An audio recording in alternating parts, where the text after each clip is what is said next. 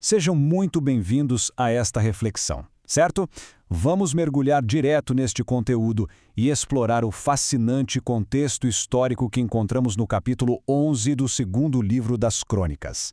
Este é um texto riquíssimo. Ele nos fala profundamente sobre as tensões de um conflito histórico, claro, mas acima de tudo nos chama para uma sincera consagração espiritual. E para entendermos de fato a gravidade e o peso do que estava acontecendo com o povo de Deus naquela época, precisamos primeiro olhar para os nossos relacionamentos humanos mais básicos.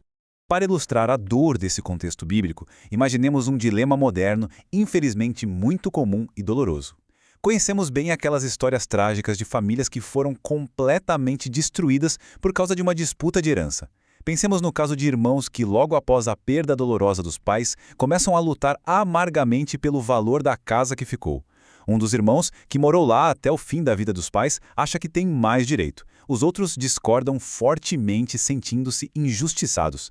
A disputa, movida puramente pela ganância e pelo orgulho, vai parar nos tribunais. E por uma ironia bem triste, a casa acaba sendo vendida e praticamente todo o valor obtido é gasto apenas para pagar os altíssimos custos com os advogados. E o resultado final é exatamente este: uma briga sem vencedores. O dinheiro simplesmente evapora, os bens materiais desaparecem, mas, o que é muito pior do que tudo isso, a união e o amor daquela família se quebram para sempre. Essa história moderna nos conecta de forma imediata ao texto bíblico de hoje.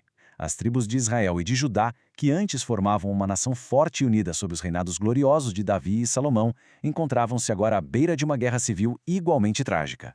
Parentes estavam prestes a derramar o sangue de parentes em um combate onde não haveria, de forma alguma, nenhum vencedor.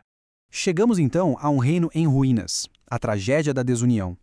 Essa divisão não aconteceu por um mero acaso. Ela começou por causa de escolhas completamente arrogantes de Roboão, filho do sábio rei Salomão, que acabou cedendo a um desejo carnal pelo poder absoluto. Ao tentar impor fardos pesadíssimos sobre os ombros do povo, ele viu a nação ser literalmente rasgada ao meio. E aí nos deparamos com este número chocante: 180 mil. Inconformado e profundamente ferido em seu orgulho por essa perda colossal, Roboão decide agir pela força bruta.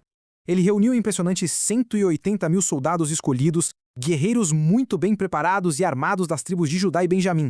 O objetivo? Marchar para a guerra e reunificar o reino à força.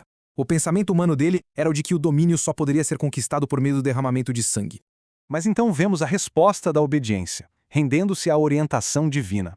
E vejam só, o que é realmente interessante aqui é como Deus intervém. Neste momento de tensão máxima, com os exércitos prontos para iniciar um banho de sangue sem precedentes entre irmãos, a graça compassiva do Senhor entra em cena de maneira poderosa. Deus não permite que o seu povo cause ainda mais destruição a si mesmo. O Senhor, em sua infinita misericórdia, enviou o profeta Semaías com uma ordem claríssima e negociável. A mensagem divina dizia diretamente ao exército: não subam nem lutem contra os seus irmãos, que cada um volte para casa, pois aquela divisão era um propósito permitido e estabelecido pelo próprio Deus. E de forma surpreendente, o imenso exército simplesmente parou. Aprendemos aqui uma lição central para a nossa caminhada. O verdadeiro poder não está em forçar os nossos próprios planos humanos, mas sim em curvar a nossa vontade e ceder completamente à palavra de Deus. Isso nos leva à força do remanescente fiel, escolhendo o caminho do Senhor. Essa decisão de obediência gerou um efeito dominó maravilhoso. Ao escolher desistir de uma guerra insensata, Roboão direcionou toda a sua energia para algo construtivo. O texto nos relata que ele passou a fortificar fisicamente as cidades de Judá e Benjamim. Ele construiu sólidas defesas, armou soldados com grandes escudos e lanças e estocou provisões protegendo zelosamente aquilo que Deus havia lhe confiado. E essa sábia proteção física refletiu-se em um despertar espiritual impressionante, criando um contraste gritante. Enquanto no Reino do Norte, Jeroboão mergulhava a nação em uma idolatria terrível, construindo bezerros de ouro e expulsando os sacerdotes, no Reino do Sul, Roboão mantinha as portas abertas para a fidelidade. Isso provocou uma verdadeira migração espiritual. Sacerdotes, levitas e seguidores fiéis abandonaram tudo no norte e fugiram para Jerusalém, buscando a todo custo um lugar onde pudessem adorar ao Senhor em espírito e em verdade. Observemos atentamente esta linha do tempo. Ano 1, ano 2 e ano 3. Por 3 anos maravilhosos, Roboão e todo o povo de Judá experimentaram uma era de incrível estabilidade, grande paz e prosperidade. E por que tantas bênçãos consecutivas? O texto afirma claramente que, durante esse tempo precioso, eles andaram firmemente nos bons e corretos caminhos do Senhor, como nos dias de Davi e Salomão. Fica mais do que evidente que a nossa fidelidade atrai a estabilidade profunda de que tanto precisamos. Porém, precisamos falar sobre o perigo das nossas escolhas, a armadilha da concessão. As Escrituras não escondem a falha realidade da nossa natureza. Até mesmo a estabilidade pode se transformar em uma perigosa armadilha quando relaxamos na fé. Embora a misericórdia de Deus seja infinita para nos acolher, precisamos lembrar que ela não anula magicamente as dolorosas consequências de quando escolhemos ignorar os princípios do Criador. E, infelizmente, após aqueles 3 anos de paz, o coração de Roboão começou a ceder. Ele decidiu seguir o pior exemplo familiar deixado por seu pai na área dos relacionamentos. Afastando-se do plano original de Deus, Roboão tomou para si 18 esposas e 60 concubinas. Essa triste escolha fragmentou profundamente o amor dentro de sua própria casa, plantando sementes para um legado familiar bem complicado. É um alerta vivo sobre como as nossas concessões carnais mancham a nossa trajetória. E assim chegamos às aplicações espirituais, lições práticas para as nossas vidas hoje. O ponto crucial de toda esta reflexão é exatamente o que extraímos para a nossa própria consagração moderna. Este capítulo não é apenas história antiga, é um verdadeiro guia para os nossos dias. 2 Crônicas 11 descrevem eventos importantes no reinado de Roboão, filho de Salomão, após a divisão do reino de Israel. Aqui estão algumas aplicações específicas neste capítulo, que vamos detalhar a seguir. A obediência à palavra de Deus, o fortalecimento espiritual e físico, a importância da aliança com Deus e a influência positiva. A primeira grande lição é a obediência à palavra de Deus. Roboão inicialmente reuniu um exército para lutar contra Israel e reunificar o reino, mas desistiu quando recebeu uma mensagem de Deus através do profeta Semaías. Isso nos ensina a importância de buscar e obedecer à orientação divina em nossas decisões. Muitas vezes, o Senhor nos pede para parar e precisamos estar prontos para ouvir. A segunda lição diz respeito ao fortalecimento espiritual e físico.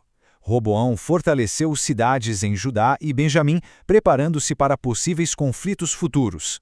Espiritualmente, isso nos lembra da importância de fortalecer nossa fé e vida espiritual para enfrentar desafios futuros. Precisamos edificar as nossas defesas na oração e na leitura da palavra. Em terceiro lugar, vemos a importância da aliança com Deus. Os sacerdotes e levitas que foram rejeitados por Jeroboão em Israel vieram a Judá para servir ao Senhor. Isso destaca a importância de permanecer fiel à aliança com Deus, mesmo quando enfrentamos oposição ou mudanças ao nosso redor. O nosso compromisso com Ele deve ser inabalável. E a quarta lição é sobre a influência positiva. Durante 3 anos, Roboão atingiu o exemplo piedoso de Davi e Salomão, o que trouxe estabilidade ao seu reinado. Isso nos lembra do impacto positivo que líderes piedosos podem ter sobre aqueles que seguem. Essas aplicações espirituais enfatizam a importância da obediência a Deus, fortalecimento espiritual, fidelidade à aliança divina e liderança piedosa na vida cristã. Diante de ensinamentos tão preciosos, queremos convidar a todos para fecharmos nossos olhos e elevarmos nossos pensamentos ao Senhor. Façamos juntos esta oração. Querido Deus, agradecemos por tua orientação e sabedoria reveladas em tua palavra. Assim como Roboão ouviu e obedeceu à tua instrução, ajuda-nos a buscar e seguir tua vontade em nossas vidas. Fortaleça nossa fé e nos prepare espiritualmente para os desafios que possam surgir. Que possamos permanecer fiéis à tua aliança, mesmo diante das adversidades, e especificamente aqueles ao nosso redor com amor e justiça. Em nome de Jesus, amém. E para concluirmos, reforçamos a imensa importância de compartilharmos ativamente esta reflexão com outras pessoas. Nós somos portadores da luz, não é verdade? Quanto mais fizermos com que as lições da palavra de Deus circulem, mais corações poderão ser orientados, consolados e fortalecidos pela sabedoria divina. Vamos espalhar essa mensagem de obediência e fidelidade. Que nós possamos acordar todos os dias dispostos a trilhar os caminhos do Senhor. Fiquemos todos com a paz de Cristo e até a próxima reflexão.